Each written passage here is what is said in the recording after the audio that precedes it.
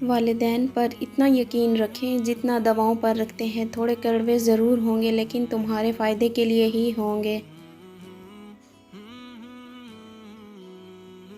مصر کی ایک عورت سے غلطی ہوئی تھی، ایک جرم سرزد ہوا تھا، مگر اللہ نے اس کا پردہ رکھ لیا، اس کا فعل بتایا مگر نام نہیں، اور جس چیز کا پردہ اللہ رکھے وہ کھل نہیں سکتا۔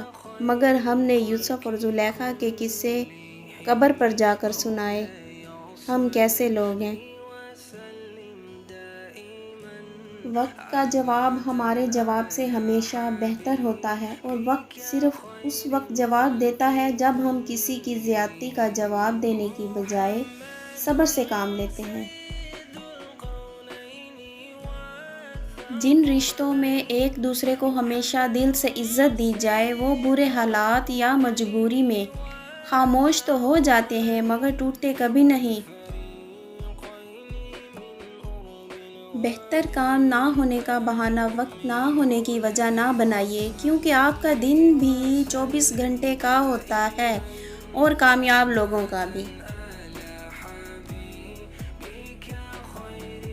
وقت اور قسمت پر کبھی گھمنڈ مت کرنا، کیونکہ صبح ان کی بھی ہوتی ہے جن کا دن خراب ہو۔ بند دروازے سے تو ہے لیکن نماز نہیں پڑھ رہا۔ ذرا سوچئے، آپ جنت کے دروازے پر تو ہیں لیکن آپ زمین پر اپنی چابی بھول گئے۔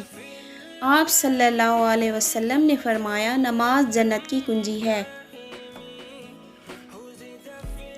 ہم اپنے سے بہت سے رشتوں کو بچا سکتے ہیں اگر ہم صرف یہ سمجھ لیں کہ وہ غلط نہیں ہیں، بس ہم سے مختلف ہیں۔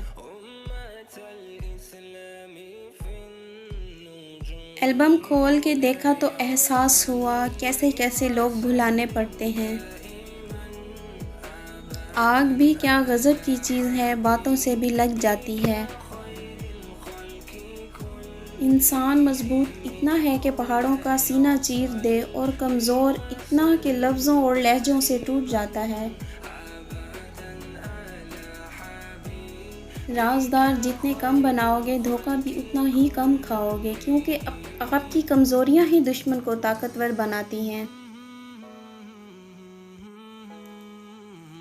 کسی رشتے کو نبھانے کے لیے قسموں اور وعدوں کی ضرورت نہیں ہوتی، اسے نبھانے کے لیے دو خوبصورت لوگ چاہیے، ایک بھروسہ کر سکے، دوسرا اسے سمجھ سکے۔ ہمیشہ جوڑنے کی کوشش کیجئے، توڑنے کی نہیں۔ دنیا میں سوئی بن کر رہیے، کینچی بن کر نہیں، کیونکہ سوئی دو کو ایک کر دیتی ہے اور کینچی ایک کو دو کر دیتی ہے۔ خوش رہیے، خوشیاں بانٹیں۔